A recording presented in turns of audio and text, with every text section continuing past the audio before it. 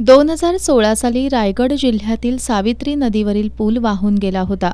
त्यानंतर खडबडून जाग आलेल्या राज्य शासनानं महत्त्वाच्या पुलांची दुरुस्ती आणि संवर्धन करण्यासाठी पुलांचं स्ट्रक्चरल ऑडिट करून घेतलं होतं.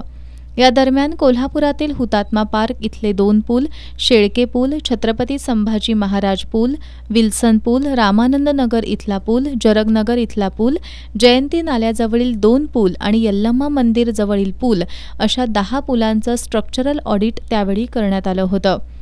या 10 पुलांच्या संवर्धनासाठी 2,83,00,000चा निधी मिळवण्यासाठीचा प्रस्ताव कोल्हापूर महानगरपालिकेनं राज्य शासनाकडे पाठवला होता. मात्र याला 8 वर्ष उलटून गेली तरीही हा निधी अद्याप उपलब्ध झालेला नाही. तसंच या पुलांचं संवर्धन झालंच नाही. कोरोना महामारी आणि राज्यात सुरू असलेल्या राजकीय सत्तांतराच्या खेळामुळे याकडे शासनाचं दुर्लक्ष झाल्याचं स्पष्ट झालंय. कोल्हापूर महानगरपालिकेच्या वतीनं या 10 पुलांच्या निधीबाबत शासनाकडे पुन्हा पाठपुरावा सुरू केला असल्याचं महानगरपालिकेचे शहर अभियंता नेत्रदीप सरनोबत यांनी सांगितलंय. 2016 मध्ये सावित्रीबाई नदीवरचा पुलाला धोका उत्पन्न होऊन वाहून गेला होता. त्या धर्तीवर कोल्हापूर महानगरपालिकेच्या हद्दीतील 10 पुलांचं आम्ही स्ट्रक्चरल ऑडिट करून घेऊन त्याचा प्रस्ताव आपण शासनास सादर केला होता आणि त्या अनुषंगानं आपण निधी मागणी केलेली होती.